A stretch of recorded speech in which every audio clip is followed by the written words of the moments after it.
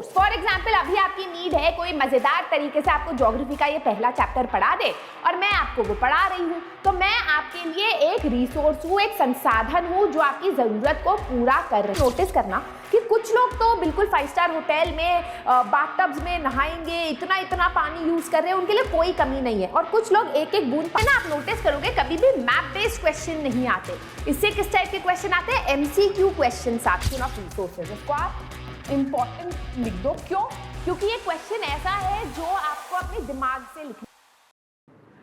Hello everyone, this is your master teacher Surabhi Gupta from Vedantu and मेरी कक्षा में आपका स्वागत है। Welcome guys, welcome to the very first session of the chapter resource and development, जो आपके क्लास 10 का सबसे पहला ज्योग्राफी का चैप्टर है एंड मेरा फेवरेट चैप्टर है। क्यों? क्योंकि all the first chapters of history, civics, geography, economics आप उसको साल के शुरुआत में ही पढ़ लेते हो और बार बार उसके टेस्ट देते हो, चाहे वो मिड टर्म्स हो, प्री बोर्ड्स हो, एक और प्री बोर्ड्स हो, तीसरा प्री बोर्ड्स हो। तो जब तक बोर्ड एग्जाम आता है, ये जो फर्स्ट और सेकंड चैप्टर्स होते हैं ना हर एक सब्जेक्ट के, ये बहुत ज्यादा अच्छी तरीके से आपको याद हो जाते हैं। सो मेक श्योर कि आप एसएसटी को और इन सब्जेक्ट्स को साल के शुरुआत से पढ़ो, सो दैट ये सारे चैप्टर्स तो आपके खून में दौड़े। ठीक है? So welcome guys, welcome. कैसे हो आप सब लोग? चलो मोटिवेशन से शुरू करते हैं। Keep your face always towards the sunshine and the shadow will fall behind you. वाह, क्या मोटिवेशन है मैम। चैप्टर 2 कब करेंगे? जब चैप्टर 1 खत्म करेंगे। टाइप्स ऑफ रिसोर्सेज भी बताऊंगी, करना है या नहीं। शुरू करें? यस? हाँ बेटा, technically types of resources deleted है, लेकिन मैं हमेशा पढ़ा देती हूँ कि आप उसको याद मत करो, उसको समझ के जाओ। क्योंकि ना टाइप्स ऑफ रिसोर्सेज आप 8th में करते हो, 7th में करते हो, तो आई फील लाइक CBSE उसके पे काइंड ऑफ क्वेश्चन दे सकता है 1 मार्कर या कुछ, मतलब it is always a possibility. तो हम टाइप्स ऑफ रिसोर्सेज पढ़ेंगे जरूर। ठीक है? Thank you Afreen. ऑलराइट, हाँ बेटा, आपके लिए ये इवेंट है। अगर आप हमसे बात करना चाहते हो और थोड़ा आइडिया लेना चाहते हो लाइफ में क्या करना है, और उन बच्चों के लिए अगर जिनको सिर्फ मेडल्स चाहिए, वो बच्चे वो है जो 11th में जा रहे हैं। ठीक है? चलो शुरुआत करते हैं with the chapter resource and development. इस चैप्टर को हमने 4 पार्ट्स में डिवाइड कर रखा है। चौथे पार्ट में हम एनसीईआरटी सॉल्यूशंस और इंपॉर्टेंट एक समरी करेंगे, बट जो फर्स्ट 3 सेशंस है उसमें हम इस चैप्टर को खत्म करेंगे। I am also going to meet you tomorrow, तो make sure that you come for that. तो आज हम लोग करने वाले हैं रिसोर्स होता क्या है, what is planning of resources, land resources को थोड़ा सा शुरू करेंगे। अगले सेशन में we will go into land degradation, land use pattern, और थर्ड सेशन में हम लोग सॉइल के बारे में डिटेल में पढ़ेंगे। ठीक है? So this is the way your entire chapter is divided. अब अगर आप क्लास 10 की ज्योग्राफी देखो, तो क्लास 10 की ज्योग्राफी पूरा ही रिसोर्सेज के बेसिस पे आपके सारे चैप्टर्स है। पहले चैप्टर में आप रिसोर्सेज, संसाधन होते क्या है, आप वो पढ़ते हो। फिर आप बाकी चैप्टर्स में संसाधनों के बारे में पढ़ते हो, चाहे वो वाटर रिसोर्सेज हो, मिनरल एंड एनर्जी रिसोर्सेज हो, या मैन्युफैक्चरिंग इंडस्ट्रीज हो। ठीक है? तो in the rest of the chapters हम लोग क्या कर रहे हैं, we are reading about these resources. तो पूरा क्लास 10 ज्योग्राफी बहुत आसान है, बहुत ज्यादा इंटरेस्टिंग है और बहुत ज्यादा मजेदार है। ठीक है? चलो शुरुआत करते हैं। I will be taking your doubts at the end, या बीच बीच में मैं आपसे पूछूंगी तब अपने डाउट्स डालना। ठीक है? अभी एक साथ पढ़ाई और एक साथ डाउट्स पढ़ने वाली क्षमता मेरे अंदर नहीं आई है। ठीक है? शुरुआत करते हैं। वीडियो को जल्दी से थम्स अप कर दो, चैनल को सब्सक्राइब करना मत भूलना, and let's start. What is a resource? संसाधन क्या है? क्लास 7 से शायद आप पढ़ते आ रहे हो कि वातावरण में वो कोई भी ऐसी चीज जो आपकी इच्छा को, आपकी जरूरत को, आपकी नीड को पूरा करती है, उसको हम संसाधन बोलते हैं। Anything in the environment that satisfies our need is called a resource. For example अभी आपकी नीड है कोई मजेदार तरीके से आपको ज्योग्राफी का ये पहला चैप्टर पढ़ा दे और मैं आपको वो पढ़ा रही हूँ, तो मैं आपके लिए एक रिसोर्स हूँ, एक संसाधन हूँ जो आपकी जरूरत को पूरा कर रही है। या फिर लेटर से मुझे बहुत प्यास लग रही है, अब या तो मैं नदी ढूंढूं, बैंगलोर में नदी जाके पानी पीऊं, है ना, या फिर मेरे पास एक बॉटल है जिसके अंदर पानी भरा हुआ है, तो मेरे लिए बॉटल जिससे मैं पानी इधर उधर कहीं भी ले जा सकती हूँ, वो मेरे लिए संसाधन है ना। ये आपने हमेशा से पढ़ते आए हो, आपको पता है। अब क्योंकि आप क्लास 10 के बच्चे हो, बड़े हो गए हो, ज्ञानी हो गए हो, मैच्योर हो गए हो, डेफिनेशन भी थोड़ी मैच्योर हो गई है ना। 3 बेसिक एलिमेंट्स होते हैं किसी भी चीज को संसाधन बुलाने के लिए। पहला, a resource should be technological access, guys बातिए मत करो, बतियाना बंद करो, मेरी बातें सुनो, ठीक है। पहला, resource should be technologically accessible, मतलब रिसोर्स एक ऐसी चीज होती है जिसको हम टेक्नोलॉजिकली जो है एक्सेस कर सकते हैं। फॉर एग्जांपल मैंने पढ़ा था कि यूरेनस और नेपट्यून में बहुत ही रेयर डायमंड्स की शावर होती है। वो डायमंड्स हमारे लिए बड़े अच्छे संसाधन होंगे, बट बेटा हमारे पास टेक्नोलॉजी ही नहीं है ना वहां पर जाके वो डायमंड्स एक्सट्रैक्ट करने का, राइट। हमारे पास किस चीज की टेक्नोलॉजी है? अर्थ में आयरन को एक्सट्रैक्ट करके उससे आयरन की कढ़ाई बनाने का, तो दैट बिकम्स अ रिसोर्स। कोई भी ऐसी चीज जो टेक्नोलॉजिकली हम एक्सट्रैक्ट कर सकते हैं, हम यूज कर सकते हैं, वही चीज हमारे लिए एक रिसोर्स है। हमें पता है अंटार्कटिका में बहुत सारे मिनरल्स हैं, बट अभी तक it is not technologically accessible to us, ठीक है, तो it is not a resource. दूसरा है इकोनॉमिकली फीजिबल होना चाहिए। फॉर एग्जाम्पल आपने 100 करोड़ रुपए लगाए कुछ एक्सट्रैक्ट करने के लिए और उससे सिर्फ 10 रुपए का आपको मतलब आप सामान बना पाए, तो it is not economically feasible. कोई उसका लॉजिक ही नहीं लगता कि हम उसको रिसोर्स बुलाए, संसाधन बनाए, संसाधन बुलाए, right. So it has to be economically feasible, money wise worth it होना चाहिए, ठीक है। तीसरा, कल्चरली एक्सेप्टेबल, कोई भी ऐसी चीज जो हमारी जरूरत पूरा करे, but it should also be acceptable by society. For example अगर मैं आपको बोलूं कि अगर आप छोटे छोटे बेबी पांडास को खाओगे तो आपकी स्किन ग्लो करेगी, तो आप क्या करोगे? खाने लगोगे बेबी पांडास को? बेशरम, मतलब आप कहोगे नहीं of course not, why will we eat baby pandas, they are the cutest, बेचारे उन्होंने गलती क्या की है ना। वो कल्चरली अनएक्सेप्टेबल होगा। आपकी नीड पूरी कर रहा है आपकी स्किन ग्लो की, लेकिन हम लोग as a culture, as a society उसे एक्सेप्ट नहीं करेंगे, इसीलिए वो हमारे लिए एक रिसोर्स नहीं है। वैसे एक न्यूक्लियर बॉम्ब को हम लोग रिसोर्स नहीं बोलते, है ना, we don't call it a resource. तो that is why what is a resource? Anything in nature that satisfies our need, that is technologically accessible, economically feasible and culturally acceptable, that is a resource, ठीक है। yes ma'am, human resources में quality और quantity refer, हाँ बेटा, लेकिन यहां पर आपके चैप्टर में नहीं है, इग्नोर। चलो अब दूसरा क्वेश्चन आता है, are resources free gifts of nature. हम लोग जब छोटे थे तो ये डेफिनेशन पढ़ते थे, आपके टाइम तक आते आते ये डेफिनेशन हटा दी गई है।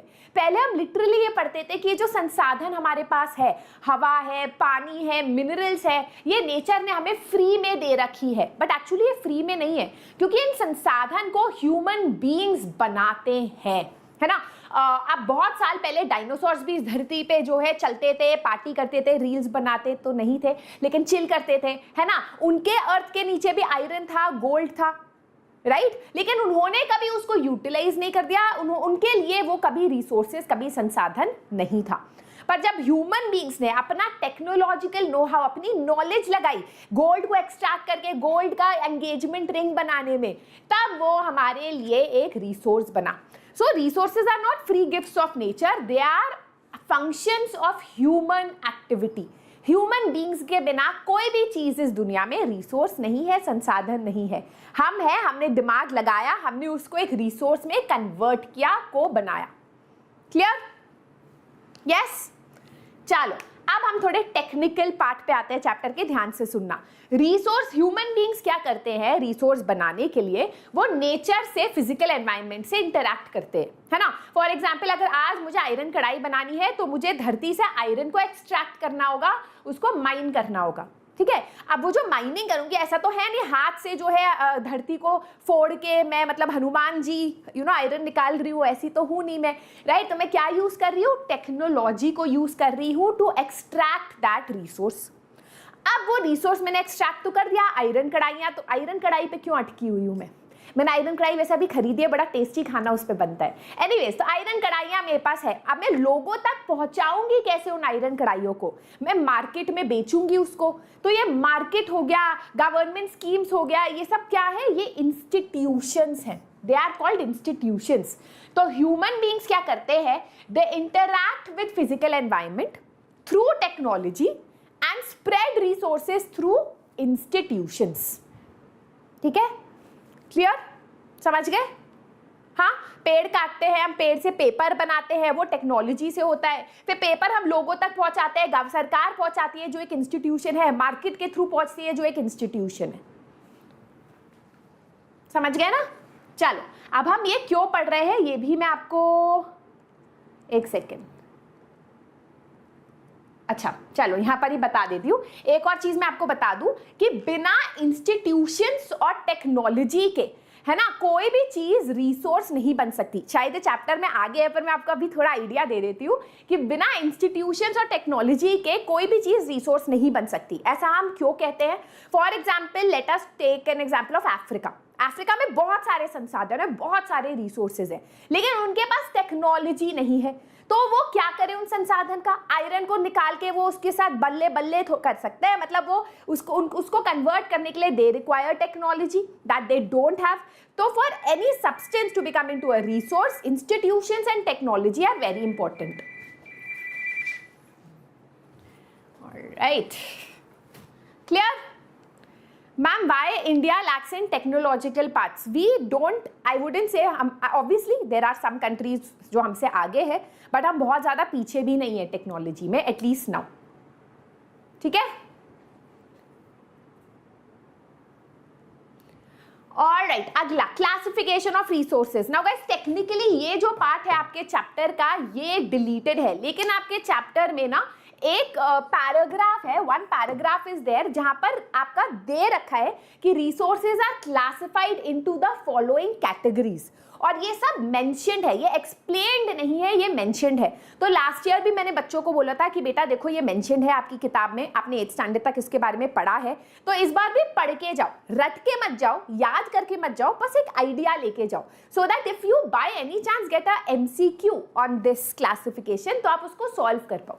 ठीक है, तो हम बस समझेंगे चिल करके, है ना, ज्यादा स्ट्रेस लेने की जरूरत नहीं है। रिसोर्सेज को हम डिवाइड करते हैं on the basis of origin between biotic and abiotic. Bio मतलब लाइफ, जिंदगी, जिस भी रिसोर्सेज, जिस भी संसाधन में जिंदगी है, जैसे मैं, एनिमल्स, इसको हम बायोटिक रिसोर्स बोलते हैं। मैरीन लाइफ, इसको हम क्या बोलते हैं? बायोटिक रिसोर्स, जो बायोस्फीयर में अवेलेबल है, जिसमें जिंदगी है।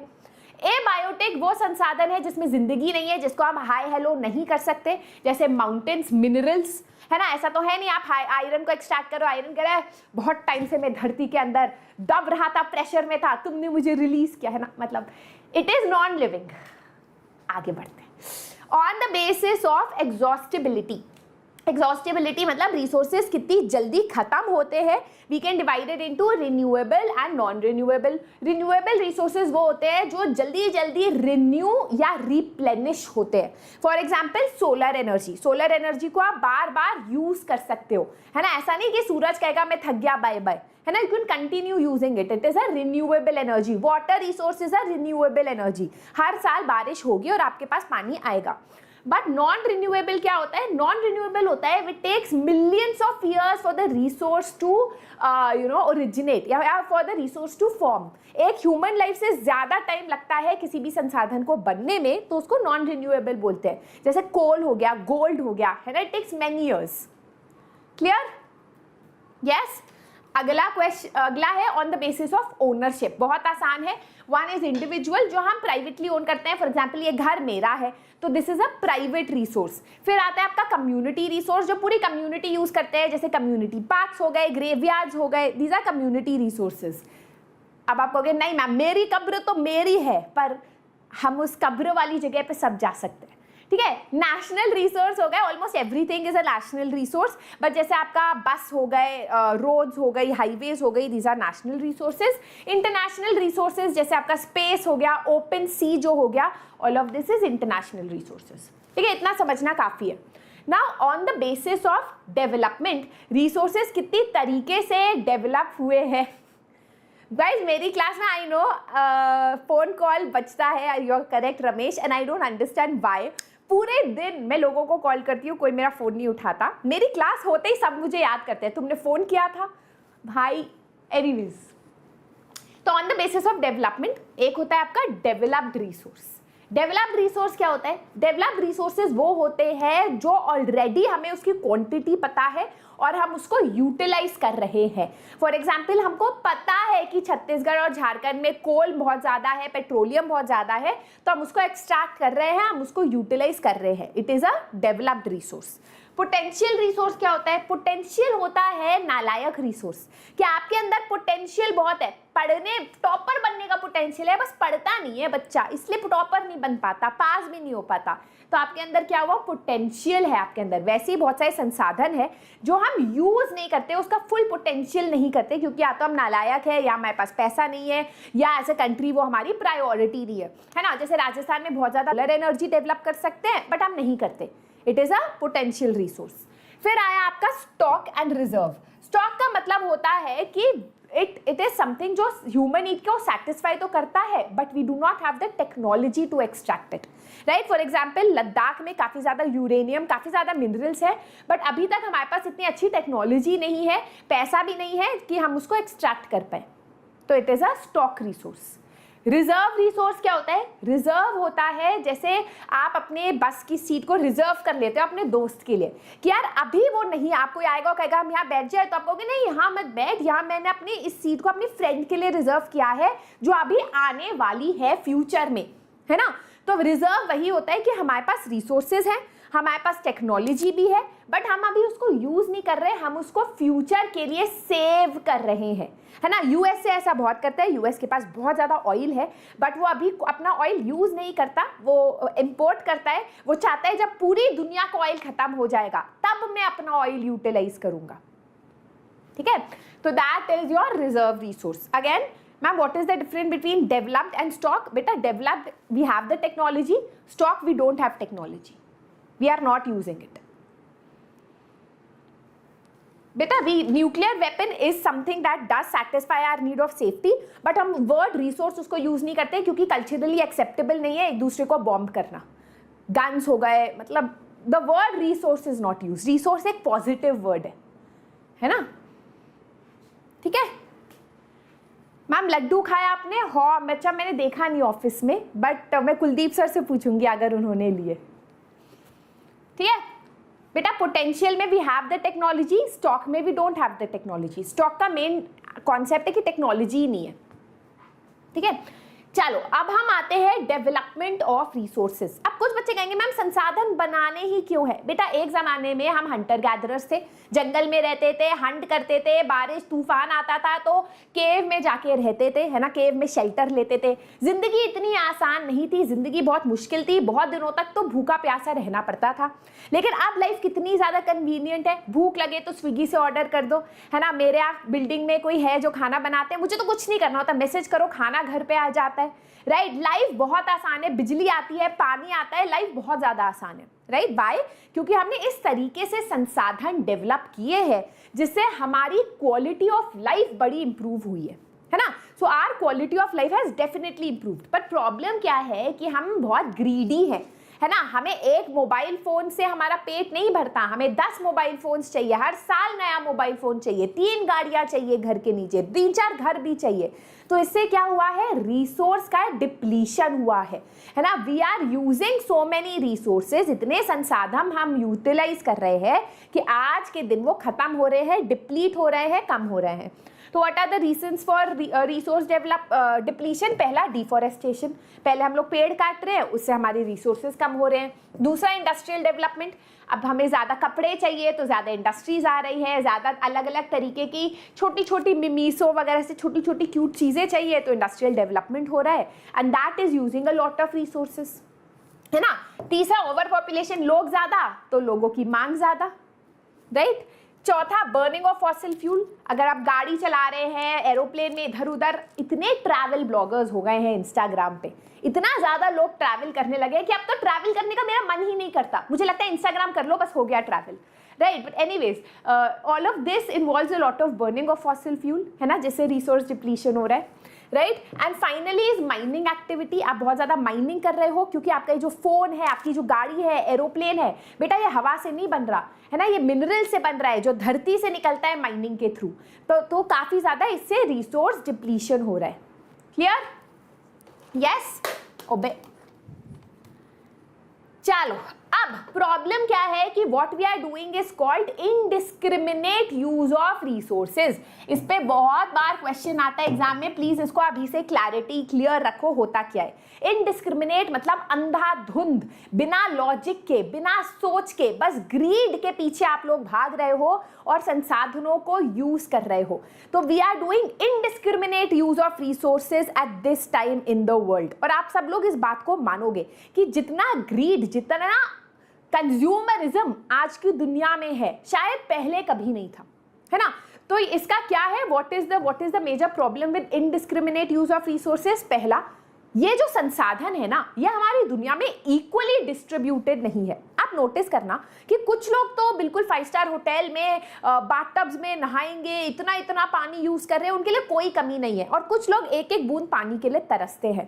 कुछ लोगों के पास इतने मोबाइल फोन से इतनी गाड़ियां हैं, और कुछ लोग जो है अपने स्कूल तक भी नंगे पांव चल के जाते हैं। तो प्रॉब्लम क्या है कि इनडिस्क्रिमिनेट यूज ऑफ रिसोर्सेज हो तो रहा है, लेकिन द एक्सेस टू रिसोर्सेज के ऊपर जो आपका ओनरशिप है वो बहुत कम लोगों के पास है, राइट। सो रिसोर्सेज डिप्लीट हो रही है to satisfy the greed of a few people. बाकी लोगों के पास ये संसाधन है भी नहीं। तो इसने हमारे समाज को डिवाइड कर दिया है between the rich and the poor, between the haves and the have nots. Haves होते हैं जिनके पास रिसोर्सेज है, दे हैव रिसोर्सेज, और हैव नॉट्स मतलब जिनके पास रिसोर्सेज नहीं है। अब इसके ऑब्वियसली बहुत बड़े इम्पैक्ट्स है। इकोलॉजिकल इम्बैलेंस हो रहा है, पेड़ कट रहे हैं, माइनिंग हो रही है, पॉल्यूशन बढ़ रही है, ग्लोबल वार्मिंग बढ़ रहा है, ओजोन लेयर डिप्लीशन हो रहा है। पता नहीं अगले जनरेशन आप बच्चों का क्या ही होगा दुनिया में आगे, right. So all of this is happening. इसलिए बहुत ज़्यादा ज़रूरी है कि ग्लोबल पीस के लिए, लॉ एंड ऑर्डर के लिए, एक अच्छे फ्यूचर के लिए हम रिसोर्सेज को बहुत जुडिशियसली यूटिलाइज करें, ठीक है। अब यहां पर आता है अगला कॉन्सेप्ट कॉल्ड रिसोर्स प्लानिंग। अब हमने बात कर ही ली कि भाई रिसोर्सेज को बहुत ध्यान से यूटिलाइज करने की जरूरत है। अब किसी भी चीज को जब आप बहुत ध्यान से यूटिलाइज करना चाहते हो तो प्लानिंग बहुत ज्यादा इंपॉर्टेंट हो जाती है। फॉर एग्जाम्पल, लेट अस से आपके एग्जाम्स आने वाले हैं। This is the example I give every year, my favourite example. तो आपके एग्जाम्स आने वाले हैं 20 दिन बाद। अब आपको ना सिलेबस पता, ना आपको पता कि आपको कितना आता है। तो आपके ये जो 20 दिन बचे हैं ना एग्जाम के लिए, उसमें आप टाइम वेस्ट करोगे, उसमें ना आपका सिलेबस हो पाएगा, ना आप एक पता है, आपको कुछ पता होगा कि क्या करना है, कैसे शुरू करना है, कैसे खत्म करना है। तो आपको क्या करना पड़ेगा, आपको प्लानिंग करनी पड़ेगी। तो आप सबसे पहले क्या करोगे, आप सबसे पहले पता करोगे कि आपके कितने चैप्टर्स हैं, है ना। उसके बाद आप कहोगे यार इन चैप्टर्स से मुझे ये आता है, और अपना प्लान बनाओगे। तभी आप टाइम को अच्छी तरीके से यूटिलाइज कर पाओगे। रिसोर्सेज का भी कुछ ऐसा ही फंडा है। हमारे देश में अवेलेबिलिटी ऑफ रिसोर्सेज है और डाइवर्सिटी ऑफ रिसोर्सेज भी है ना। हमारे पास अवेलेबिलिटी भी है और डाइवर्सिटी भी है। डाइवर्सिटी का क्या मतलब होता है, इसका मतलब हमारे देश में जो स्टेट्स है, ऐसा कोई भी एक स्टेट नहीं है जो ये बोल सकता है कि मेरे पास सारे संसाधन है ना। फॉर एग्जाम्पल आंध्र प्रदेश की बात करें तो उसके पास पानी काफी ज्यादा है, लेकिन इंफ्रास्ट्रक्चर में वो बहुत बुरा है। लद्दाख की अगर हम बात करें तो उसके पास पानी बिल्कुल नहीं है, लेकिन कल्चर बहुत ज्यादा है, लैंग्वेज बहुत अच्छी है, रिलीजियंस काफी ज्यादा है, राइट। वैसे अगर हम दिल्ली की बात करें तो दिल्ली में इंफ्रास्ट्रक्चर तो बहुत ही बढ़िया है, लेकिन वहाँ पॉल्यूशन बहुत ज़्यादा है, क्लीन एयर की फैसिलिटी नहीं है, राइट। तो रिसोर्सेज को हमें अच्छी तरीके से देश में प्लान करना होगा, जिससे हम उसको पूरे देश में अच्छी तरीके से यूटिलाइज कर पाए, and that is what is called resource planning, ठीक है। एक सेकेंड, ओके, कुछ तो गड़बड़ है। क्या है मेरा रिसोर्स प्लानिंग? चलो अब मैंने ये समझा दिया है, तो पहले ये पार्ट समझाती हूँ, फिर पीछे जाती हूँ, ठीक है। तो this is called resource planning for the judicious use of resources. अब for example regions like Jharkhand, Chhattisgarh and Madhya Pradesh, example यहाँ पर दिया जा रहा है, they are rich in mineral deposits but उसमें इंफ्रास्ट्रक्चर डेवलपमेंट नहीं है। अरुणाचल प्रदेश के पास पानी है बट इंफ्रास्ट्रक्चर डेवलपमेंट नहीं है। राजस्थान के पास सोलर एंड विंड एनर्जी है बट वाटर रिसोर्सेज नहीं है। लद्दाख के पास कल्चरल हेरिटेज है बट पानी नहीं है। तो इसके लिए हम क्या करते हैं, हम रिसोर्स डेवलपमेंट करते हैं। इसके 3 स्टेप्स है, तीनों स्टेप्स याद करने हैं, एग्जाम में बहुत बार आता है। पहला स्टेप क्या है, identification and inventory of resources. मैंने आपको क्या बोला, पहला चीज क्या होता है कि एग्जाम आने वाला है, पता करना कि सिलेबस क्या है। यहां पर भी हमें पता करना पड़ेगा कि देश में कितने संसाधन है, कितने रिसोर्सेज है। That is called identification and inventory of resources. Identify करो कि कहाँ रिसोर्सेज है। कैसे आइडेंटिफाई करोगे? इन्वेस्टिगेशन करोगे, मैपिंग करोगे, सर्वे करोगे और एस्टिमेट्स निकालोगे। ठीक है, तो the main keyword is identification और इन्वेंट्री ऑफ रिसोर्सेज। एक बार आपको पता चल गया कि आपके देश में कहाँ कौन कौन से रिसोर्सेज है, फिर आप क्या करोगे? आप प्लान बनाओगे कि ठीक है भाई, जितना मेरे पास टेक्नोलॉजी है, with the amount of technology I have, institutions I have, technology और इंस्टीट्यूशंस के बेसिस पे मेरा एक प्लान बनेगा कि मैं इस तरीके से रिसोर्सेज को यूज कर सकता हूं। तो एक बार आपको सिलेबस पता चल गया, फिर आप प्लान बनाओगे कि अगले 20 दिन में आप पढ़ाई कैसे करोगे, राइट? फिर तीसरा स्टेप क्या है? आप देखोगे कि जो आपने टाइम टेबल बनाया, does it match with the exam time table? अब एग्जाम टाइम टेबल में 10 दिन है मैथ्स के लिए छुट्टी, तो आप ऑब्वियसली अपने 20 दिन के टाइम टेबल में मैथ्स की तैयारी कम करोगे, क्योंकि तब ज्यादा कर सकते हो, है ना? तो you will match your plan with the exam time table. तो यहां पर भी आप क्या करोगे? You will match your resource development plan with the overall national development plan. तो what are the 3 steps to resource develop planning? पहला, पता करना कि देश में कहाँ कौन कौन से रिसोर्सेज है। सर्वे through identification and inventory of resources, through surveying, mapping and estimates of resources. दूसरा, एक प्लानिंग स्ट्रक्चर इवॉल्व करना by using your technological skill and institutions जो आपके पास है, and फिर मैच करना उसको with the overall national development plan. Clear? Yes? समझ गए? Resource planning. अब क्यों जरूरत है रिसोर्स प्लानिंग का, मैं ऑलरेडी आपको बता चुकी हूँ। रिसोर्स प्लानिंग जरूरत है जिससे हम रिसोर्सेज को जुडिशियसली यूज करें, रिसोर्सेज को डिप्लीट ना करें, स्पेशली जो नॉन रिन्यूएबल रिसोर्सेज हैं जो खत्म हो जाते हैं, जैसे कोल, गोल्ड, आयरन, बहुत ज्यादा जरूरी है हम इनके लिए कुछ प्लान बनाएं, रिसोर्सेज को वेस्ट ना करें। ऑलराइट, तो अब हम पहले वाले पार्ट पे आ जाते हैं जो मैं पढ़ाना भूल गई, ठीक है? तो that is your resource planning. But अभी हमने क्या बोला? रिसोर्स डिप्लीशन बहुत ज्यादा फास्ट स्टेज में हो रहा है, so there is a very huge need कि हम रिसोर्सेज को जुडिशियसली यूज करें। नाउ ये जो रिसोर्सेज को जुडिशियसली यूज करने का कॉन्सेप्ट है ना, ये बहुत पुराना नहीं है। You will be shocked to know till 1992 हमें ये लगता था कि संसाधन फ्री गिफ्ट्स ऑफ नेचर है। हमें ये लगता था कि भाई जितना पानी को खराब करना है, पॉल्यूट करना है, कर लो, क्योंकि पानी तो इतना है धरती पे, जितना एयर को पॉल्यूट करना है कर लो, डेवलपमेंट ज्यादा जरूरी है, हवा तो बहुत है धरती पे। तो pollution, climate change, ecological imbalance, इसके बारे में हम सीरियस ही नहीं थे 1992 तक। Imagine, right? तो पहली बार Rio de Janeiro earth summit in 1992 हुआ था, जहां पहली बार कॉन्सेप्ट ऑफ सस्टेनेबल डेवलपमेंट सामने रखा गया। सस्टेनेबल डेवलपमेंट क्या होता है? देखो, डेवलपमेंट करना जरूरी है, कोई भी देश ये नहीं कहेगा हम डेवलप नहीं करेंगे, हमें एनवायरनमेंट से प्यार है, एनवायरनमेंट से सबसे प्यार है, पर डेवलप भी सब करना चाहते हैं, फ्लाईओवर सब चाहते हैं, हम चाहते हैं कि हम स्पेस में जाए, you know, we want all the rewards of development. लेकिन बहुत ज्यादा जरूरी है कि हम रिसोर्सेज को जुडिशियसली यूज करें, कंजर्व करें, also for the future generation, है ना? अब आप लोग बड़े हो गए, है ना? ऐसा थोड़ी ना कि आप लोग सिर्फ गंदा पानी पियोगे और गंदी हवा ब्रीथ करोगे, that is not fair to you. तो इट इज इंपॉर्टेंट कि हम डेवलपमेंट करें in the present without compromising the needs of the future. तो ये जो कॉन्सेप्ट था, ये पहली बार ब्राजील में रियो डी जेनेरियो 1992 में जो अर्थ समिट था वहां प्रेजेंट हुआ। वहां पर more than 100 head of states, presidents और प्राइम मिनिस्टर्स साथ में आए थे, और उन्होंने अर्जेंटली इस बात को सामने रखा कि हमारे सामने काफ़ी एनवायरमेंटल इश्यूज हैं, सोशियो इकोनॉमिक इश्यूज है बिकॉज ऑफ रिसोर्स कंजम्पशन, है ना, सामाजिक है, एनवायरमेंटल है, से सारे इश्यूज इमर्ज हो रहे हैं। तो उन्होंने डिसाइड किया, उन्होंने साइन किया एक declaration on global climate change and biological diversity. ठीक है, एक साइन किया कि देखो हम प्रण लेते हैं कि हम डाइवर्सिफाई करेंगे, हम जो है कम पॉल्यूशन करेंगे, और उन्होंने एक एजेंडा 21 साइन किया। एजेंडा 21 इज आप लोग हंसोगे इस बात पे, एक एजेंडा है, एक प्रॉमिस है कि बाय 2021 ग्लोबल सस्टेनेबल डेवलपमेंट को जो है हम लोग मतलब हम लोग एस्टैब्लिश करेंगे बाय मेकिंग श्योर कि गरीबी हटे, एनवायरमेंटल डैमेज कम हो और डिजीजेस हटे। क्या कहना चाहते हो आप इस बारे में? 1992 में हमारा प्लान था कि बाय 2021 हमारे दुनिया से एनवायरमेंटल डैमेज कम हो जाएगा, ठीक है, गरीबी कम हो जाएगी और बीमारियां कम हो जाएगी। We are in 2024 right now.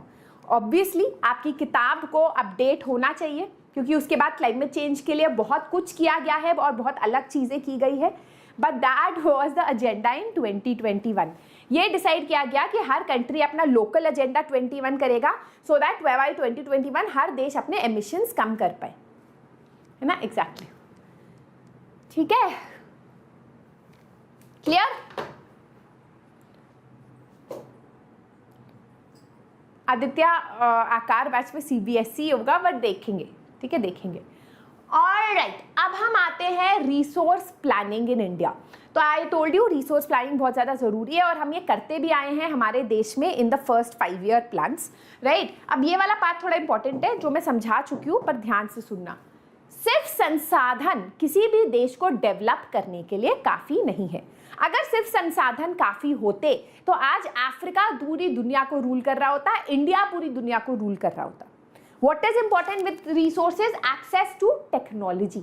Technology बहुत ज़रूरी है क्योंकि हमारे धरती के नीचे गोल्ड है, पर गोल्ड को एक्सट्रैक्ट करने की टेक्नोलॉजी नहीं होगी तो हम उसका कुछ नहीं कर सकते, सिर्फ उसके ऊपर कथक का नाच कर सकते हैं, है ना। दूसरा है प्रेजेंस ऑफ इंस्टीट्यूशंस। इंस्टीट्यूशंस का क्या मतलब है? फॉर एग्जाम्पल लेट अस से कि आप बहुत होशियार हो, आप जो हो बिल्कुल अगले एल्बर्ट आइंस्टाइन हो, है ना, बड़े होशियार हो, लेकिन आपके जो विलेज है उसमें स्कूल ही नहीं है, तो आपकी होशियारी तो तेल लेने जाएगी, क्या करेगी। या फिर आप रहते हो यूक्रेन में जहाँ वॉर हो रही है ना, आपकी होशियारी के लिए इंस्टीट्यूशंस ही नहीं है कि आप इंटेलिजेंट हो पाओ, आप यूनिवर्सिटी जा पाओ, दिमाग है आपके अंदर, बट विदाउट दैट वो सारा संसाधन वेस्ट है, right. So for any country to develop they require resources, technology and institutions. बहुत बार आप देखोगे वो देश जिन पे बहुत रिसोर्सेज है वो बहुत गरीब है ना, क्यों? क्योंकि उनके पास टेक्नोलॉजी नहीं है। बल्कि वो देश जिनके पास बहुत टेक्नोलॉजी है और कोई रिसोर्स नहीं है, स्पेशली यूरोपियन कंट्रीज, है ना, फॉर एग्जांपल आपके ब्रिटेन हो गए, है ना, या फिर स्विट्जरलैंड हो गया, राइट, जर्मनी हो गए, ऑल ऑफ दिस कंट्रीज बहुत कम रिसोर्सेज हैं उन पे खुद के, लेकिन इनकी टेक्नोलॉजी बड़ी अच्छी है और इसी टेक्नोलॉजी के वजह से ब्रिटेन इंडिया आ पाई और ब्रिटेन इंडिया जो काफ़ी रिसोर्स रिच कंट्री था उसने हमें दबाया और इतने सालों तक हमें रूल किया। And that is why colonisation हुआ। कॉलोनाइजेशन क्यों हुआ? इंडिया की एक कॉलोनी क्यों बनी, है ना? हम क्या वीक थे? नहीं, हमारे पास टेक्नोलॉजी नहीं थी, है ना। ब्रिटिशर्स के पास बहुत फास्ट शिप्स थे जिसकी वजह से उन्होंने इंडियन नेवी को, इंडियन जो मर्चेंट शिप्स थे उनको बिल्कुल खत्म कर दिया। उनके पास इंडस्ट्रियलाइजेशन पहले आया, मशीनरी पहले आई, जिसकी वजह से वो अपना सामान इंडिया में चीप बेच पाए, सस्ता बेच पाए। तो इंडिया को उन्होंने दबाया बिकॉज ऑफ टेक्नोलॉजी, ठीक है। तो resources alone cannot contribute to development. बहुत ज़रूरी है कि उसके साथ इंस्टीट्यूशनल चेंजेस हो, उसके साथ टेक्नोलॉजी आई। इसीलिए हम बोलते हैं ना कि अगर हमारे देश में टेक्नोलॉजी भी है, रिसोर्सेज भी है, पर सरकार अगर सपोर्ट नहीं कर रही किसी भी फील्ड को तो वो आगे नहीं बढ़ सकती, क्योंकि सरकार इंस्टीट्यूशंस प्रोवाइड करती है। क्लियर? यस। चलो अब हम आते हैं कॉन्जर्वेशन ऑफ रिसोर्सेज पे। Now guys this is like obviously something जो आप बचपन से पढ़ते आ रहे हो। रिसोर्सेज, संसाधन लिमिटेड है, अगर हमने इसको कंजर्व नहीं किया तो ये खत्म हो जाएंगे, स्पेशली नॉन रिन्यूएबल रिसोर्सेज खत्म हो जाएंगे तो फ्यूचर जनरेशन के लिए कुछ नहीं बचेगा, एनवायरमेंटल प्रॉब्लम्स होगी। गांधी जी ने बोला था that there is enough for everybody's need but not enough for everybody's greed, है ना। उन्होंने बोला कि भाई अगर सबकी सिर्फ ज़रूरतें पूरी होने की बात है ना तो धरती पे बहुत संसाधन है, लेकिन अगर सब ग्रीडी है, हमारी धरती में सबके सब ग्रीडी है, हमारी इच्छाएं कभी पूर्ण नहीं होती, समाप्त नहीं होती, तो हमारी इच्छाओं, हमारी जो नीड, ग्रीड है, उसको पूरा करने के लिए तो यूनिवर्स के रिसोर्सेज भी शायद कम पड़ जाएंगे, है ना। So that is why he was against exploitative utilisation of resources.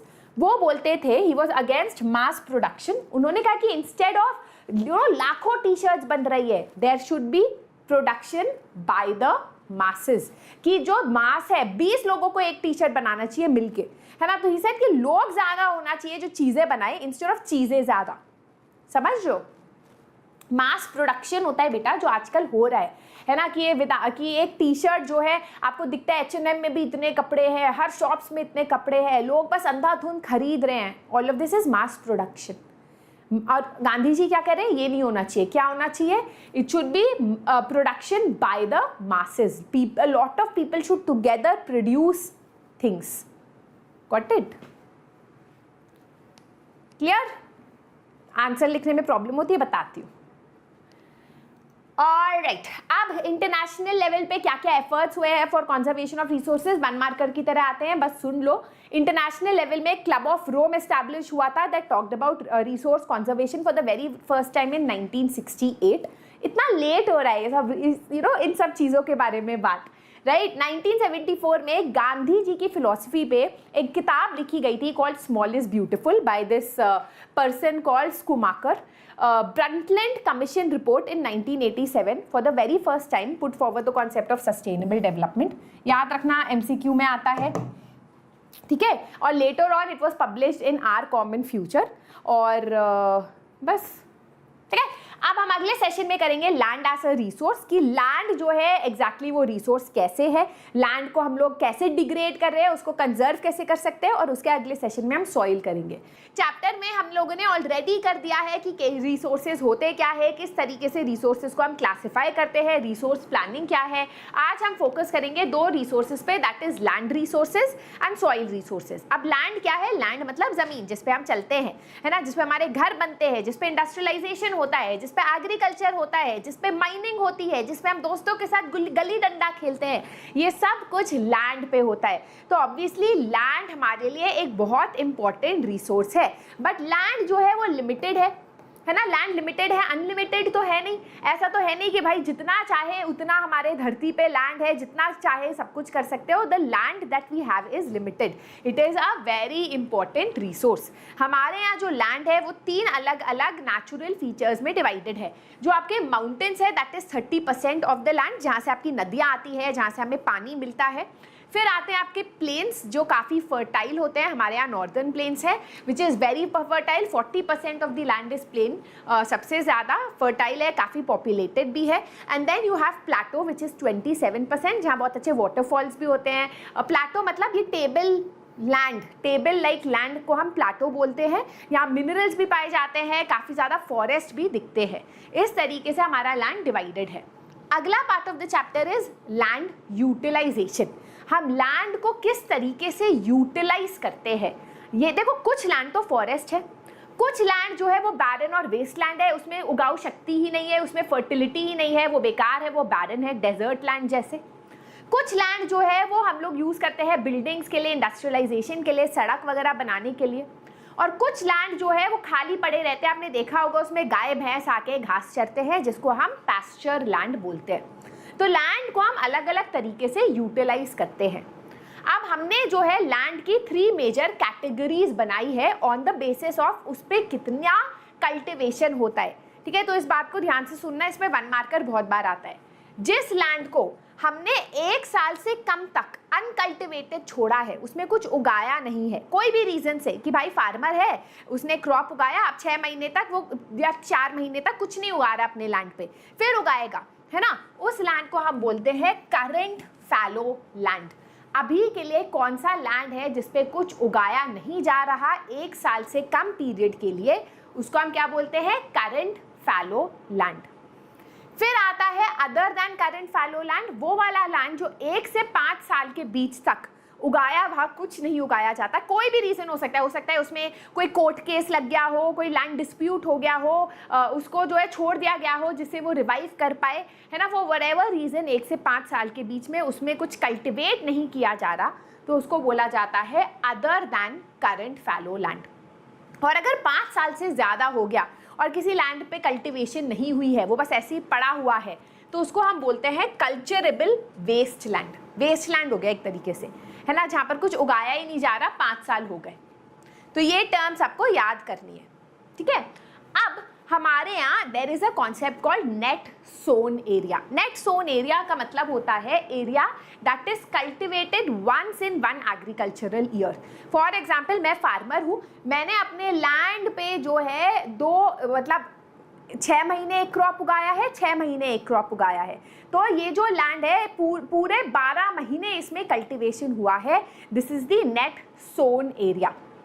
आपने कभी कभी सुना होगा सरकार बोलती है कि इंडिया में इतना क्विंटल वीट ग्रो हुआ है, वो सब हमें पता चलता है क्योंकि हमें पता है हमारा इतना नेट सोन एरिया है जिसे इतना गेहूं प्रोड्यूस हो सकता है। बट हमारे यहाँ there something called gross cropped area. Gross का मतलब होता है प्लस, ऐड, एडिशन को बोलते हैं ग्रॉस। तो आपने नोटिस किया होगा कि कभी कभी एक ही लैंड पे है ना 2-3 क्रॉप्स को ग्रो किया जाता है, या फिर एक ही साल में 2-3 अलग अलग क्रॉप्स को ग्रो करा जाता है ना पूरे साल में। तो उस लैंड को हमें instead of just one time 2-3 bar add करना चाहिए। समझ लो, जैसे लेट्स से मैंने इस लैंड पे शुगर केन उगाया। अब शुगर केन तो 11 महीने लगते हैं उगने में, है ना, तो वो लैंड हमने एक बार ऐड कर लिया। बट लेट अस से कि एज अ फार्मर मैं यहाँ पर ज्वार भी उगा रही हूँ और व्हीट भी उगा रही हूँ और क्यूकम्बर भी उगा रही हूँ, 3 बार लैंड को साल में यूज कर रही हूँ। तो 3 बार हमें लैंड को ऐड करना चाहिए क्योंकि 3 बार उसमें कल्टीवेशन हुई है ना। तो जो एक्स्ट्रा 2 बार हम उसमें लैंड को उगा रहे हैं, कल्टीवेशन कर रहे हैं, that comes under gross cropped area. Clear? Net sown area का मतलब है कितने लैंड पे कल्टीवेशन हो रही है। ग्रॉस क्रॉप्ड एरिया का मतलब है कि वो भी आप ऐड कर रहे हो कि उस लैंड पे अगर मल्टीपल टाइम्स कल्टीवेशन हो रही है। समझ गए? Yes, you are a new student, welcome Manish. You know what to do, thumbs up, share, subscribe. Alright, अगला पार्ट है land use pattern in India. हम लैंड को कैसे यूज करते हैं, यूटिलाइज करते हैं। इसके 2 फैक्टर्स हैं। पहला तो है नेचुरल फैक्टर। अब देखो यार, जहां पर लैंड फर्टाइल होगी वहां एग्रीकल्चर होगा, जहां लैंड इनफर्टाइल है वहां एग्रीकल्चर नहीं होगा। जहां जिस लैंड में मिनरल्स पाए जाएंगे वहां माइनिंग होगी, जहां मिनरल्स नहीं है वहां माइनिंग नहीं हो सकती। तो on the basis of natural factors हम लोग लैंड को यूज करते हैं। But natural factors are not the only factor on the basis of which land use is determined. इसका मतलब है कि हो सकता है कि लैंड बड़ी फर्टाइल है, यहाँ बहुत अच्छे क्रॉप्स उग सकते हैं, लेकिन ज़्यादा पॉपुलेशन होने के वजह से हम लोग एग्रीकल्चर की जगह इस लैंड पे रेसिडेंशियल बिल्डिंग्स खड़ी करने लगते हैं। ठीक है, तो land use pattern natural factor के हिसाब से एग्रीकल्चर होना चाहिए था, लेकिन ह्यूमन फैक्टर के वजह से, पॉपुलेशन के वजह से यहाँ पर हम इंडस्ट्रियलाइजेशन कर रहे हैं, यहाँ पर हम लोग अपने घर बना रहे हैं। ठीक है, सो पॉपुलेशन डेंसिटी, टेक्नोलॉजिकल कैपेबिलिटी, हो सकता है बहुत अच्छे मिनरल्स हो लैंड के अंदर, पर हमारे पास टेक्नोलॉजी ही नहीं है उसे एक्सट्रैक्ट करने के लिए, इसलिए हम वहाँ माइनिंग नहीं कर रहे। ठीक है, so all of these factors also determine कि हम लैंड को कैसे यूटिलाइज करते हैं। ये आपने 7th में भी पढ़ा था ना, कुछ याद आ रहा है 7th या 8th में ना। अब इंडिया की अगर हम बात करें तो जोग्राफिकल एक्सटेंट इंडिया कितना बड़ा है, it is 3.28 million square kilometre. Although Jammu and Kashmir में कुछ एरियाज़ है जो चाइना पाकिस्तान ने ऑक्यूपाई कर रखे हैं। ये सारे जो एरियाज़ है, नॉर्थ ईस्ट के कुछ एरियाज़ है अगेन जो चाइना से डिस्प्यूटेड है, जिसको हम बहुत अच्छी तरह सर्वे नहीं कर पाए हैं। It's just an additional information given. ठीक है, चलो अब हम एक बहुत interesting part of the chapter पे आ जाते हैं, and that is ma'am how does topography determine land use pattern. बेटा अगर बहुत ज़्यादा पहाड़ हैं तो उन पहाड़ों पे हम बहुत इंडस्ट्री नहीं लगा सकते, है ना, because it is not easy to do that, right. पर प्लेन एरिया में आप इंडस्ट्री आराम से लगा सकते हो। तो topography also determines land use. Plain है, प्लेटो है, माउंटेन है, दैट विल डिटर्मिन ना आप लैंड कैसे यूज करते हो। Ma'am please share weekly schedule. I will do it from next week. इस वीक थोड़ा सा इधर उधर हो रखा है, बट कल भी मैं आपको 8 बजे ही मिलूंगी with the NCERT questions of this chapter. ठीक है, चलो अब ये टेबल आपको किताब में दी गई है जो काफी इंपॉर्टेंट टेबल है, बार ग्राफ दिया गया है। यहाँ पर अगर आप देखोगे ये ग्रीन कवर वाला जो पार्ट है that is net sown area. Net sown area होता है कितना लैंड इज अंडर कल्टिवेशन। तो आप देखोगे कि पहले 46.26% हुआ करता था, एक सेकेंड, पहले जो है 46.26% होता था आपका नेट सोन एरिया, अब कम हो गया है 45.5% हो गया है। ठीक है, अब नेट सोन एरिया कम इसलिए हुआ होगा कि अब एग्रीकल्चरल लैंड को कन्वर्ट किया जा रहा है। आपने नोटिस किया होगा अपने आसपास भी, है ना, कि जिस लैंड पे फॉर एग्जांपल ये बिल्डिंग बनी है ये एग्रीकल्चरल लैंड हुआ करता था, बट अब यहाँ बिल्डिंग्स बन गई है, हो सकता है इसलिए नेट सोन एरिया कम हुआ हो। प्लस आप यहाँ देख सकते हो कि योर फॉरेस्ट दैट ब्लू में 18% से 23% बढ़ा है। हो सकता है क्योंकि गवर्नमेंट ने काफ़ी ज़्यादा प्रोग्राम्स निकाले हैं to increase forest cover in different states. However ये भी अच्छा नहीं है। बोला जाता है कि 33%, 1/3 of land should be covered with forest to maintain an ecological balance. बेटा टोपोग्राफी होता है अलग अलग फीचर्स, माउंटेन्स, प्लेटो, प्लेन, किस तरीके का ज़मीन है उसको टोपोग्राफी बोलते हैं। क्या ये टेबल याद करना होगा? नहीं। अगर बोर्ड एग्जाम्स में इस पे क्वेश्चन आएगा तो आपको ये दिया जाएगा और फिर आपसे क्वेश्चन पूछा जाएगा, तो इसको बस देख लो और बस मैं आपको बता रही हूँ ना, ऐसे एनालाइज कर लो। जो मैंने आपको टर्म्स बताए वो काफ़ी है, ठीक है। अच्छा, एक और चीज़ यहाँ पर आप देखोगे कि area under permanent pasture and grazing land, ये जो आपको पर्पल दिख रहा है ना, वो 4% से 3% में घटा है।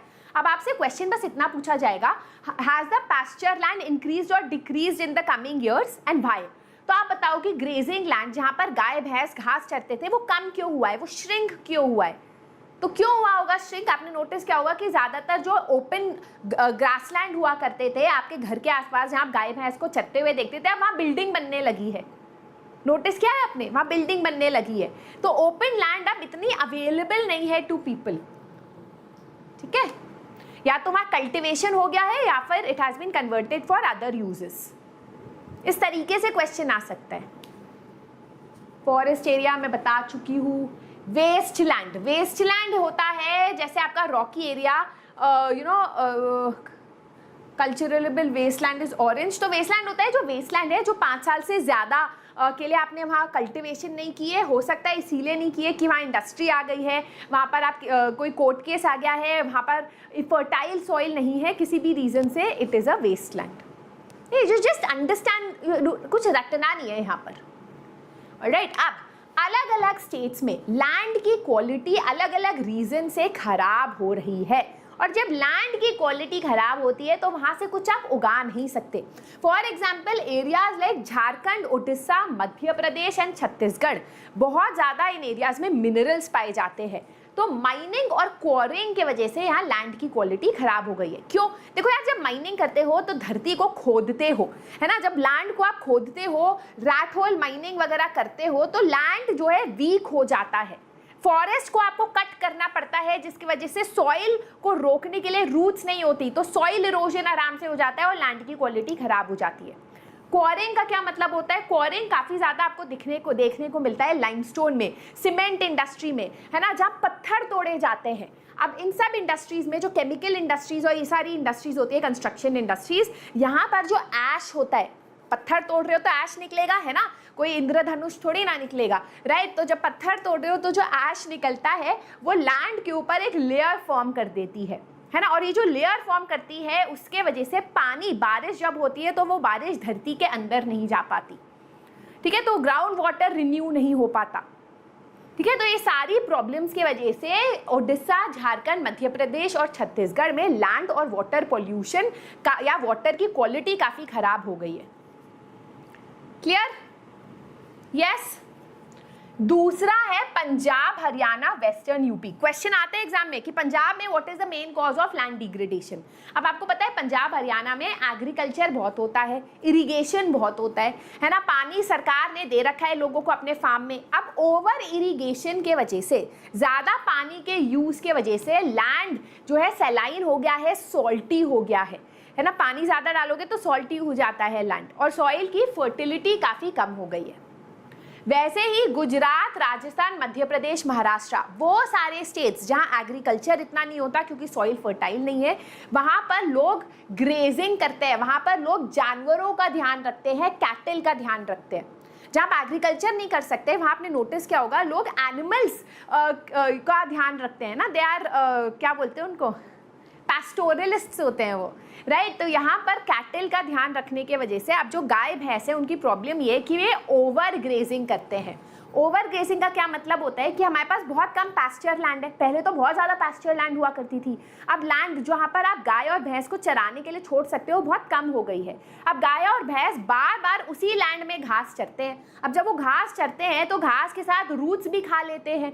अब रूट्स जब खा लेते हैं तो कोई भी लैंड वीक हो जाती है, वहाँ पर आराम से सॉइल इरोजन हो सकता है ना। और बार बार वहाँ लैंड में जाके उस रूट्स को खाते हैं, ग्रास को खाते हैं। ऐसा तो बोल नहीं सकते भाई थोड़ा सा ग्रास खाओ, डाइटिंग भी कर लो, लैंड भी प्रिजर्व करो, है ना। उनको तो जितना खाना है वो खाएंगी, उनको थोड़ी ना आप लिटरेट कर सकते हो, राइट। तो हम लैंड को छोड़ते भी नहीं कि भाई वो अपने आप को रिवाइव कर पाए, right, because we don't have any other land, वही हमारे पास छोटा सा पीस ऑफ लैंड है। इसके वजह से ओवर ग्रेजिंग के वजह से इस लैंड की क्वालिटी गुजरात, मध्य प्रदेश, राजस्थान जैसे एरियाज में खराब हो गई है। क्लियर? हाँ, डिफॉरेस्टेशन। क्वारिंग मतलब बेटा पत्थर तोड़ के जब माइनिंग करते हो उसको क्वारिंग बोलते हैं, जब मिनरल्स आपको लैंड के सरफेस पे ही मिल जाती है। क्लियर? यस। चलो, तो क्या है लैंड डिग्रेडेशन के रीजंस? हमने अभी अभी पढ़े, डिफॉरेस्टेशन है, ओवर ग्रेजिंग है, माइनिंग और क्वारिंग है, ओवर इरिगेशन है, मिनरल प्रोसेसिंग इंडस्ट्रीज है जो इतना डस्ट प्रोड्यूस करती है जो लैंड की क्वालिटी खराब कर देता है। और हम इस सब से बच कैसे सकते हैं? एफॉरेस्टेशन, ज़्यादा पेड़ लगाएंगे, रूट्स होंगे, वो लैंड की क्वालिटी को इम्प्रूव करेंगे। मैनेजमेंट ऑफ ग्रेजिंग लैंड, देखो यार घास चरने से तो देखो गाय को नहीं रोक सकते, गाय खाएगा खाना, भूखा थोड़ी ना रहेगा, है ना। उसको थोड़ी ना बनना है कहीं दीपिका पादुकोण, वो खाएगा अपना घास जितना खाना है उसको। लेकिन हम ये इंश्योर कर सकते हैं कि लैंड पे जब गाय घास खाए तो फिर उस लैंड को कुछ हफ्तों तक छोड़ा जा सके और दूसरे लैंड पे फिर वो घास खाए, जिससे वो लैंड को टाइम मिले टू रिवाइव इटसेल्फ, वहाँ वापस से घास उग पाए, राइट। तो management of grazing land, mining को रेगुलेट करना चाहिए, लेटेस्ट टेक्नोलॉजी यूज़ करनी चाहिए जिससे कम पॉल्यूशन हो। Drip irrigation, sprinklers, plantation of shelter belts. Shelter belts क्या होता है ये हम पढ़ चुके हैं, अगर आपको याद है, कि लैंड के चारों तरफ पेड़ उगा लो, है ना, जिससे बहुत तेज हवा की वजह से लैंड की क्वालिटी, सॉइल इरोजन ना हो, right. Proper disposal of industrial waste, कि जो भी आपका वेस्ट है उसका एक प्रॉपर डिस्पोजल हो सके, लैंड पे उसको ना रखे तो लैंड डिग्रेडेशन नहीं होगा, राइट।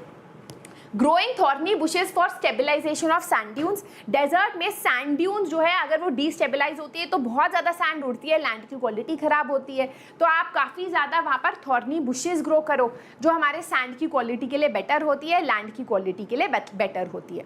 तो ये कुछ फीचर्स है, एग्जाम में आते हैं, आप लिख सकते हो, वो आपने पढ़े भी हैं पहले, इतना मुश्किल नहीं है। So that is your land resource. Ma'am drip irrigation system क्या है? बेटा ड्रिप इरीगेशन होता है कि या तो आप क्या कर सकते हो, स्पेशली गर्मियों वाले एरियाज़ में, है ना, जहाँ बहुत गर्मी है, पानी की कमी है, वहाँ पर आप प्लांट्स में पानी डालोगे तो बहुत सारा पानी वेस्ट हो जाता है क्योंकि वो इमीडिएटली इवेपोरेट हो जाता है। इंस्टेड हम क्या करते हैं, हम पाइप डालते हैं और पाइप से बिल्कुल रूट के अंदर drop by drop, drip by drip पानी देते हैं प्लांट को, जिससे वो थोड़ा सा पानी भी एब्जॉर्ब कर लेता है प्लांट, वो वेस्ट नहीं होता है, इन इवेपोरेशन। तो इससे लैंड की क्वालिटी अच्छी रहती है। ठीक है, ग्रेट सात्विका, थैंक यू। ऑलराइट, अब हम आते हैं सॉइल रिसोर्स पे। अब मेजर क्वेश्चन आता है, मैम लैंड रिसोर्स और सॉइल रिसोर्स में डिफरेंस क्या है? देखो लैंड वो है, ज़मीन है, और ज़मीन के ऊपर जो मिट्टी होती है उसको सॉइल बोलते हैं।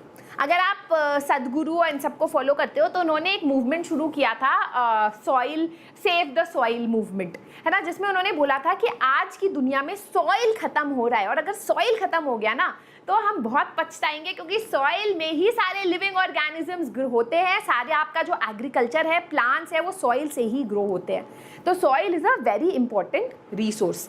अब soil is a renewable natural resource. देखो मेरे हिसाब से तो रिन्यूएबल इसको नहीं बोलना चाहिए, पर आपकी किताब में रिन्यूएबल है, it is a renewable natural resource क्योंकि ये रिन्यू होती है।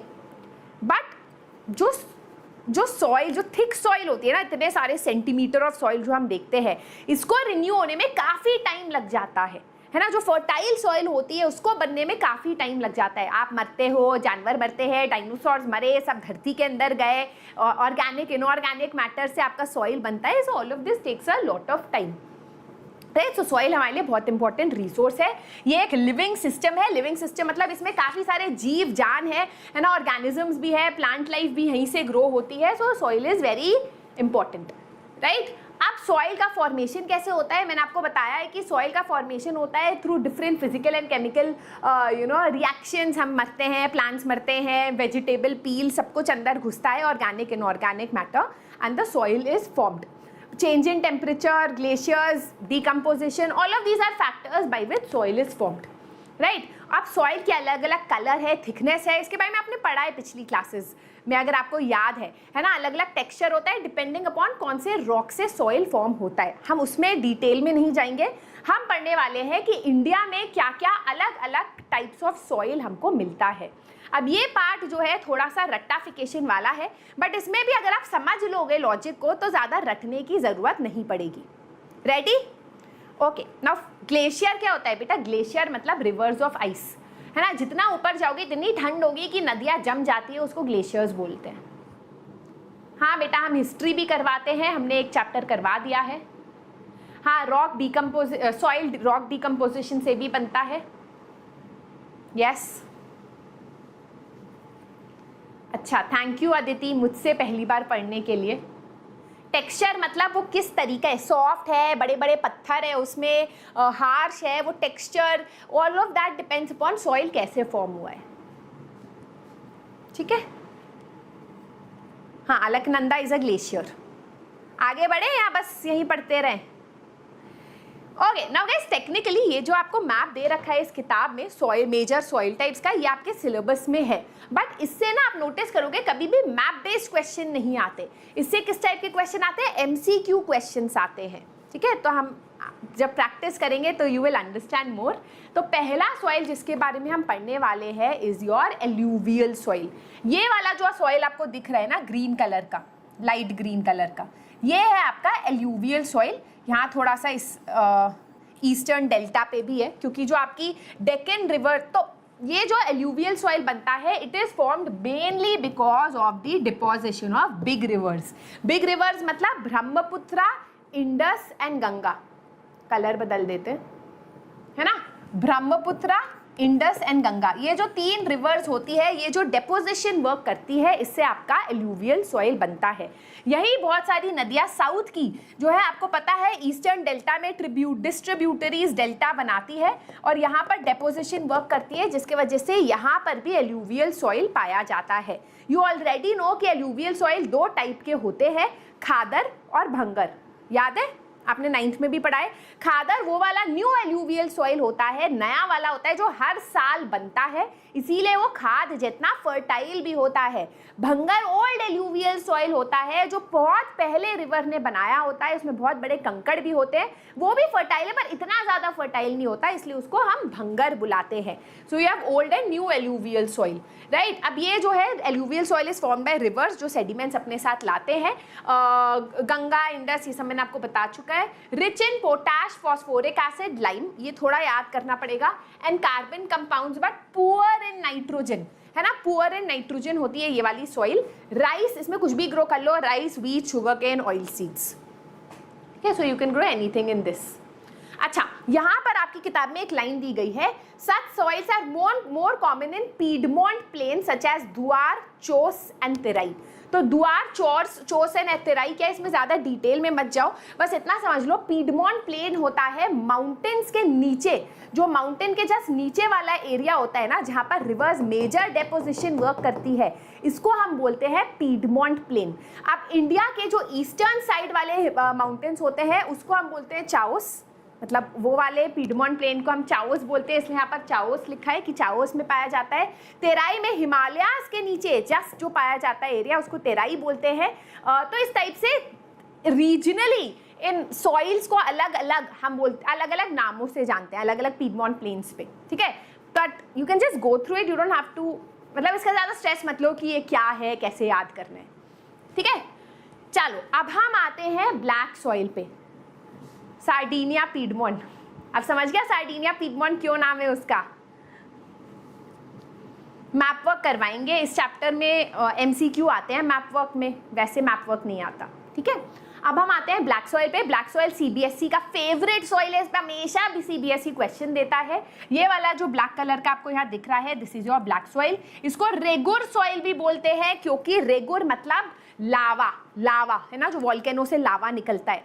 एक ज़माने में यहाँ पर काफ़ी वॉल्केनिक इरप्शंस हुए थे बहुत मिलियंस ऑफ ईयर्स पहले, और यही जो आपका लावा फ्लो से जो रॉक बना है उससे ये ब्लैक सॉइल बनी थी, इसीलिए इसको रेगुर सॉइल भी बोला जाता है। It is rich in calcium carbonate, magnesium, potash, but phosphoric contents में ये लैक करता है। It is made up of lava flows. ये जो है क्ले की तरह क्लेई मटीरियल होता है, तो क्लेई मटीरियल होता है, बहुत तेज़ बारिश अगर हो जाए है ना तो बिल्कुल चिपचिपा हो जाता है क्ले की तरह, राइट। बट बहुत गर्मी अगर होती है तो इसमें क्रैक्स आ जाते हैं, जैसे बहुत आपके एडी में क्रैक्स आ जाते हैं ना बहुत ड्राइनेस से, तो इसमें भी क्रैक्स आ जाते हैं। और क्रैक्स के आने के वजह से जो हवा है सेल्फ एरेशन हो जाती है, जो हवा है वो क्रैक्स के अंदर जाके एयर देती है सॉइल को, जिससे उसकी फर्टिलिटी बढ़ती है। तो it has a self aeration capacity, because summers में ड्राई हो जाती है, इसमें क्रैक्स आ जाते हैं। जैसे ही सॉइल पे पहली बारिश पड़ती है वैसे ही उसमें कल्टीवेशन करते हैं, क्योंकि अगर ज़्यादा वेट किया, ज़्यादा बारिश हो गई तो ये चिपचिपी हो जाएगी, है ना। तो the crop that is grown in the black soil, ये भी आपको याद होगा, इज कॉटन। कॉटन जो है इसको यहाँ पर ग्रो किया जाता है बहुत ज़्यादा ब्लैक सॉइल में। It is very good for the growth of cotton, ठीक है, क्लियर। हाँ, कॉटन भी, कॉटन सॉइल भी बोलते हैं। मॉइस्चर होल्ड कर सकता है, मॉइस्चर होल्ड कर सकता है क्योंकि क्ले की तरह, आटे की तरह। मैम ब्लैक सॉइल कॉटन के लिए परफेक्ट होता है, बिल्कुल सही बोले। चलो अब हम आते हैं रेड एंड येलो सॉइल में, क्योंकि ये रेड और येलो कलर की होती है, ठीक है। तो रेड एंड येलो सॉइल, ये वाला जो पूरा एरिया है जो थोड़े ड्राई एरिया में आपको मिलती है, जहाँ बहुत बारिश नहीं होती, that is your red and yellow soil. Normally ये रेड इसीलिए होती है क्योंकि ये मेटामॉर्फिक रॉक से बनी है, क्रिस्टलाइन रॉक से बनी है, एंड इसमें आयरन कंटेंट बहुत ज़्यादा है। बट जब इसमें बारिश हो जाती है तो ये येलो हो जाती है, right? The crops that are grown is maize, groundnut, rice, mango, orange, vegetable, potato, pulses.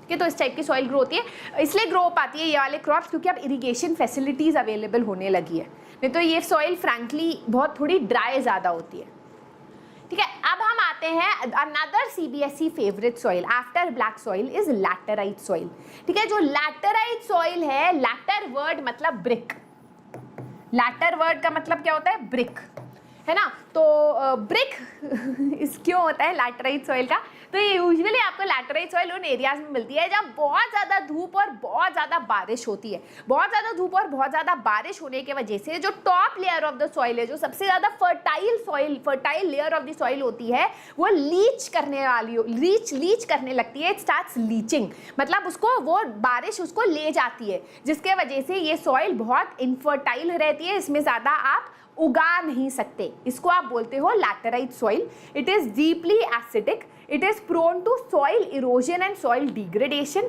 right? It is deficient in plant nutrients. Obviously यहाँ पर इतनी बारिश और धूप होती है क्योंकि वो प्लांट की ज़्यादा पत्तियाँ अंदर नहीं घुस पाती, तो इसलिए ये प्लांट न्यूट्रिएंट्स में डेफिशिएंट है।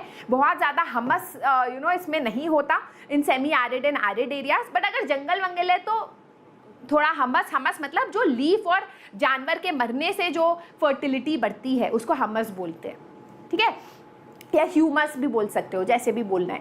अब हाउएवर इरिगेशन फैसिलिटी के वजह से लैटराइट सॉइल में भी हम लोग जो है टी, कॉफी, कर्नाटका, केरला में टी, कॉफी, कैशू नट्स वगैरह ग्रो कर पा रहे हैं। Thank you Aryan. Alright, clear guys, I hope इतना क्लियर हो गया, आसान है ना ये, है ना।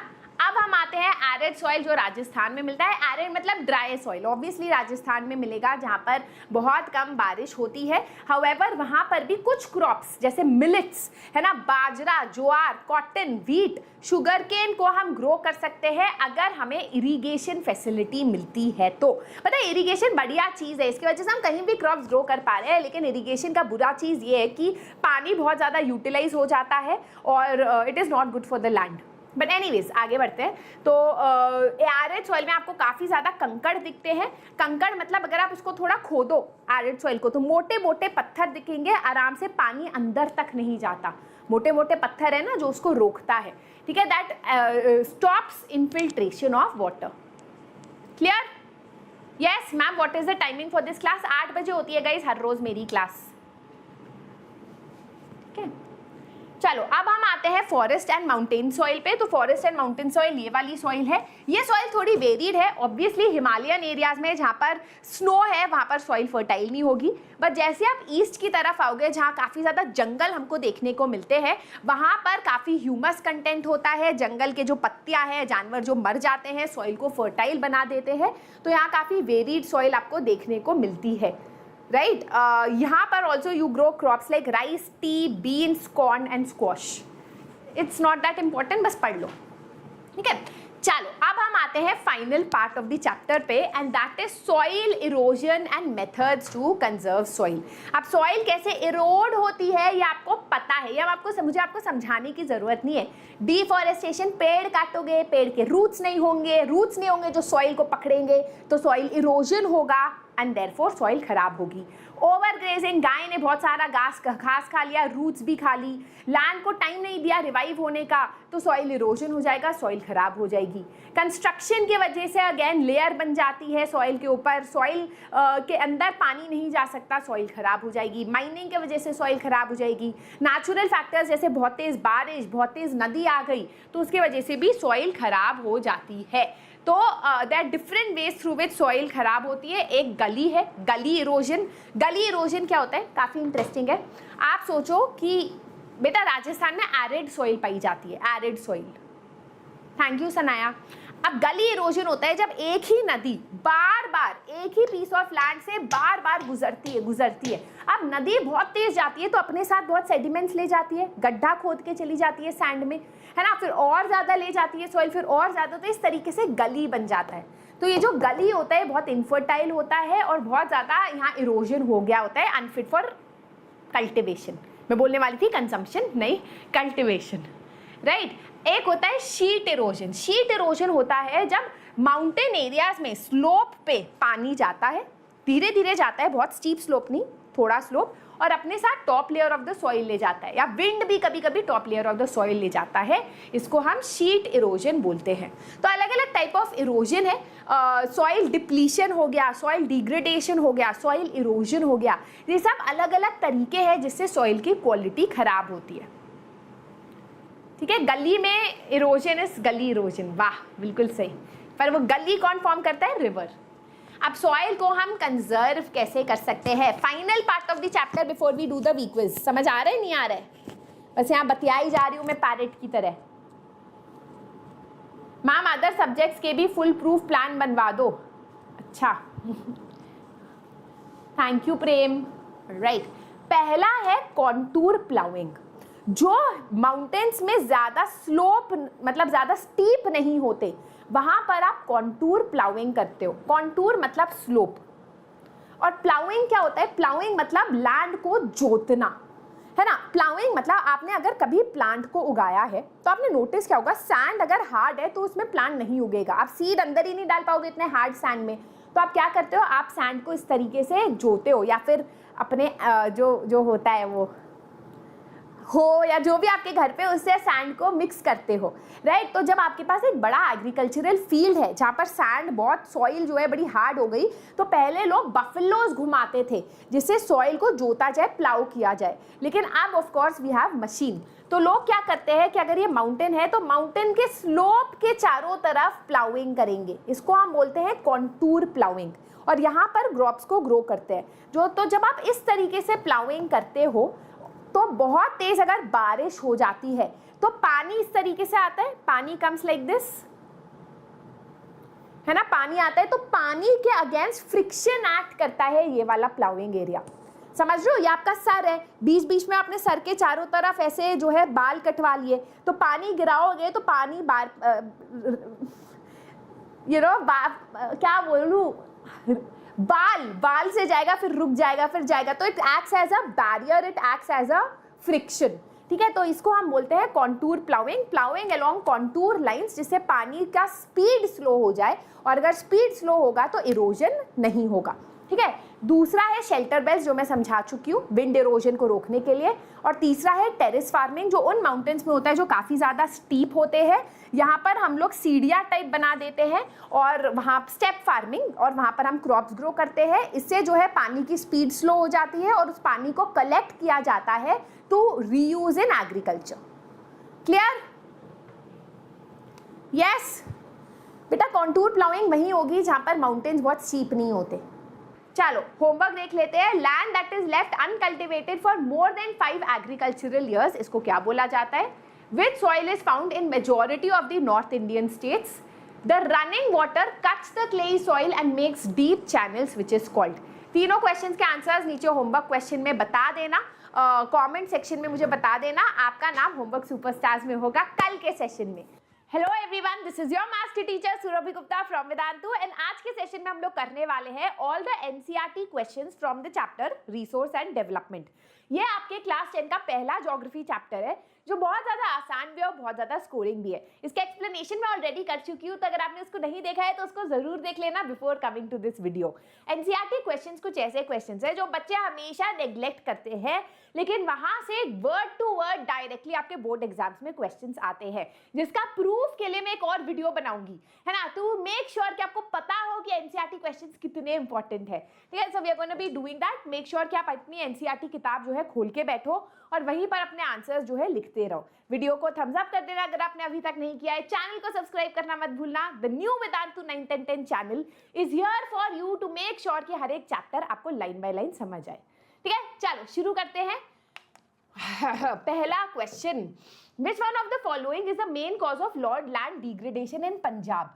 अब हमें पता है कि पंजाब में ग्रीन रेवोल्यूशन हुआ था, इसका मतलब कि वहां काफी ज्यादा वाटर यूज किया जाता है थ्रू इरिगेशन, ओवर इरिगेशन होता है, तो that is the main reason.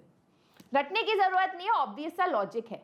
In which one of the following state is terrace cultivation practice. Obviously terrace cultivation practice वहीं किया जाएगा जो एक हिली एरिया है, तो यहाँ पर Uttarakhand is the only hilly area, so that is your answer. Plain logic है geography. In which of the following states black soil is predominantly found.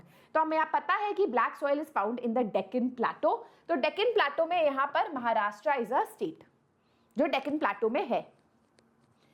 Alright, name the 3 states having black soil and the crop which is mainly grown। अब crop आपको पता है cotton है, अभी अभी आपने पढ़ा। महाराष्ट्र अभी अभी पढ़ा तो याद है। महाराष्ट्र के आसपास वाले एरियाज बता दो। गुजरात, ठीक है, महाराष्ट्र, गुजरात एंड मध्य प्रदेश, तो आसपास वाले स्टेट्स जहां पर कॉटन ग्रो होती है, ब्लैक सॉइल है। What type of soil is found in the river delta of the eastern coast. North, south, east, west. तो ईस्टर्न कोस्ट में डेल्टा फॉर्म होता है, दैट मीन्स यहाँ पर एल्यूवियल सॉइल पाई जाएगी। Give 3 main features of this soil. तो बहुत सारे फीचर्स आप बता सकते हो। आप बता सकते हो कि एल्यूवियल सॉइल में काफी सिल्ट और क्ले होता है, ये काफी फर्टाइल होते हैं, जिसके वजह से जहां पर भी एल्यूवियल सॉइल होता है वहां हाई पॉपुलेशन डेंसिटी होता है, वहां काफी इंटेंसिव एग्रीकल्चर प्रैक्टिस किया जाता है। It is rich in potash, phosphoric acid and lime, which is ideal for growing wheat and other pulse and cereal crops. इसमें आप भंगर और खादर के बारे में भी डाल सकते हो अगर चाहो तो। What steps can be taken to control soil erosion in hilly areas? अब hilly areas की बात हो तो 2 आप कर सकते हो।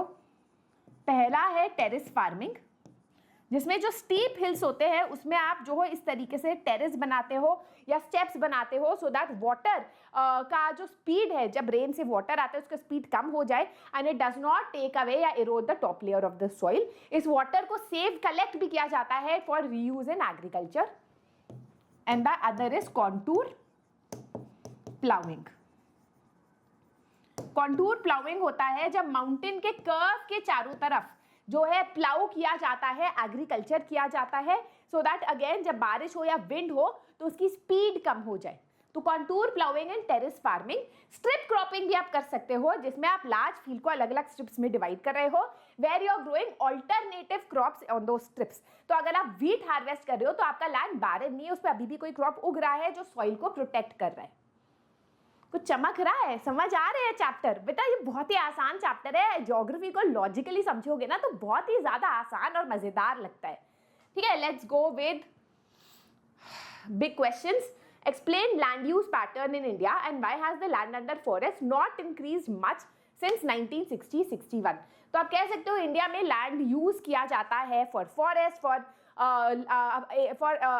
थिंग्स अदर देन कल्टिवेशन, जैसे फैक्ट्रीज हो गए, बिल्डिंग्स हो गए, है ना, fallow land, pasture land, waste land, इस तरीके से लैंड को यूज किया जाता है. लैंड कैसे यूज किया जाता है, that is determined by human and physical factors. The reason why land has not forest area has not increased in land is because हमारा focus रहा है on urbanization and industrialization. More and more land today is being used for that purpose. Expansion of agriculture भी हो रहा है जिसकी वजह से forest को काटे गए हैं. तो even though हमारे यहाँ forest cover increase हुआ है, it has not reached up to the ideal 33%. ठीक है. How have technical and economic development led to more consumption of resources? इसको आप important लिख दो. क्यों? क्योंकि ये क्वेश्चन ऐसा है जो आपको अपने दिमाग से लिखना है थोड़ा सा, है ना. ऐसे क्वेश्चंस ज्योग्राफी के बोर्ड एग्जाम्स में बहुत आते हैं, मतलब एसएसटी के बोर्ड एग्जाम्स में ज्योग्राफी से बहुत ज्यादा वेग क्वेश्चंस आते हैं. डोंट एक्सपेक्ट कि ज्योग्राफी से आपको ऐसे क्वेश्चन आएंगे कि रटा रटाया आंसर लिखना होगा. ज्योग्राफी आपको समझनी होगी. और मैं आपको एक वीडियो भी मैंने बनाई थी कि सीबीएसई ने ऐसे शॉकिंग क्वेश्चंस दिए 2024 में. अगर आपने उस वीडियो को नहीं देखा जरूर देख लेना. उसमें मैंने बहुत अच्छी तरीके से समझा रखा है कि किस टाइप के क्वेश्चंस बोर्ड एग्जाम्स में आए थे जिन्होंने बच्चे का दिमाग घुमा दिया था, 2 मार्कर को 5 मार्कर की तरह पूछा था. ठीक है, तो ज्योग्राफी में ऐसा बहुत ज्यादा होता है. तो you should be prepared to write कोई भी मन से पॉइंट, आंसर फ्रेमिंग आनी चाहिए. How have technical and economic development led to more consumption of resources? तो आप यहाँ लिख सकते हो कि टेक्निकल और इकोनॉमिक डेवलपमेंट के वजह से पहली बात सोफिस्टिकेटेड इक्विपमेंट आ गया है हमारे पास. अगेन ये बुक में नहीं है, अपने दिमाग से आप लिख रहे हो, कोई भी पॉइंट लिख सकते हो कि ज़्यादा टेक्नोलॉजिकल डेवलपमेंट से हम लोग ज़्यादा अच्छी मशीनरी आ गई है जिसकी वजह से लो कॉस्ट पे हम ज़्यादा से ज़्यादा प्रोड्यूस कर रहे हैं. तो ज़्यादा प्रोड्यूस कर पाते हैं तो ज़्यादा कंजम्पशन भी होता है. फॉर एग्जाम्पल पहले एक लेटर से पेन ड्राइव वगैरह, है ना, काफ़ी महंगी आया करती थी, लेकिन विद सोफिस्टिकेटेड इक्विपमेंट अब यही पेन ड्राइव बहुत सस्ती आने लगी है. सस्ती आने की वजह से ज़्यादा कंजम्पशन बढ़ गया है. ठीक है, तो पहला सोफिस्टिकेटेड. सेकेंड इज कि क्योंकि इकोनॉमिक डेवलपमेंट अच्छा हुआ है, both members of the family, husband and wife are earning today, है ना, लोगों का इकोनॉमिक डेवलपमेंट हुआ है, लोगों की इनकम बढ़ी है, that is why consumption has also increase. And third is correlation between development and technology. जब इकोनॉमिक डेवलपमेंट होता है तो it automatically leads to development of technology, है ना. जब पैसा होता है तो ऑटोमेटिकली आप टेक्नोलॉजी में इन्वेस्ट करते हो, which further leads to more production and hence more consumption. तो उसका वेरी इंपॉर्टेंट करो, ये कॉम्पिटेंसी क्वेश्चन है. ठीक है, ये क्वेश्चन आ सकता है 5 मार्कर की तरह भी, प्रिपेयर्ड रहो, ज्योग्राफी में कुछ भी होता है. ठीक है, चलो अब मैप प्रैक्टिस करते हैं. तो बेटा ये वाला मैप है. अब मैं पहले बता दूं, ये मैप आपको जो 5 मार्कर वाला जो मैप का क्वेश्चन है उसमें नहीं आता, ये यूजुअली एमसीक्यू के फॉर्म में आता है. तो कैसे आ सकता है एमसीक्यू के फॉर्म में? आपको आ सकता है कि भाई शेडेड एरिया दे दिया और आपको बताना है क्या है कि भाई ये शेडेड एरिया दे दिया, आपको पता है कि रेड एंड येलो है. या फिर क्वेश्चन ऐसे आ सकता है कि आप मुझे बताओ कि इनमें से कौन सा इनकरेक्टली मैच्ड है, और आपको दिया जाएगा alluvial soil is found in northern plains, black soil is found in Deccan, laterite soil is found in arid areas. तो आपको पता है वो गलत है. एरिड एरियाज में लैटराइट सॉइल नहीं बल्कि एरिड सॉइल पाया जाता है. समझ होता है, इस टाइप का क्वेश्चन आता है. यू शुड नो कि आपका फॉरेस्ट एंड माउंटेनियस सॉइल ऊपर है, फिर एल्यूवियल सॉइल आता है, फिर आपका लैटराइट सॉइल उन जगह पाया जाता है जहां पर बहुत ज्यादा तेज बारिश होती है, बहुत अच्छा सूर्य निकलता है, राइट. तो जहां पर मॉनसून विंड्स आती है वहां पर you get your laterite soil. North east area में arid soil is found in the desert region, black soil is found in the Deccan area. ठीक है, चलो. अच्छा, no before I move forward, आपको याद है हमने एक आकार बैच खोला था, है ना, और उसके जो सीट्स है काफ़ी बच्चों ने बाद में रजिस्टर करने की कोशिश की, बट आकार बैच ने सीट्स जो है स्टूडेंट्स को लेना बंद कर दिया था. The reason for that is हम छोटा बैच बनाना चाहते थे, हम बहुत ज़्यादा बच्चों को भरना नहीं चाहते थे अपने बैच में जैसे बाकी लोग कर रहे हैं, है ना. लेकिन something is coming, going to come out for students जो हमें ज्वाइन करना चाहते थे हमारे बैच में, and something amazing is going to come out. If you want to know what it is, make sure कि you stay tuned to the channel. यहाँ पर आपको सारी इंफॉर्मेशन मिलेगी. इसके अलावा अगर आपके यूनिट टेस्ट चल रहे हैं और आप चाहते हो कि आपको कोई फ्री में इंपॉर्टेंट क्वेश्चन और आंसर्स दे दे, तो नीचे डिस्क्रिप्शन बॉक्स में आपको मिलेगा free periodic test papers, free periodic test papers मिलेंगे, हर एक सब्जेक्ट के 5 पेपर्स विद सॉल्यूशंस। तो मेक श्योर आप उसको डाउनलोड कर लो, बिल्कुल मुफ्त में है, उसका लिंक डिस्क्रिप्शन बॉक्स में है and you can also do that before you give your exam. ठीक है, आप कुछ होमवर्क क्वेश्चन देख लेते हैं। Laterite soil is very useful for growing. Laterite soil में आप कुछ ग्रो नहीं कर सकते, बट इरिगेशन फैसिलिटीज की वजह से today we are able to grow crops. तो कौन से क्रॉप्स ग्रो कर सकते हो? ब्लैक सॉइल डेफिशिएंट किसमें है? Which one of the following is not a measure for soil conservation? ठीक है, so that is it for today. I hope आपको आज का सेशन अच्छा लगा।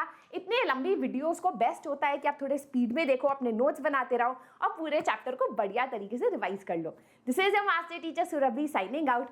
Bye bye, have a great day. Do not forget to give a thumbs up, share and subscribe.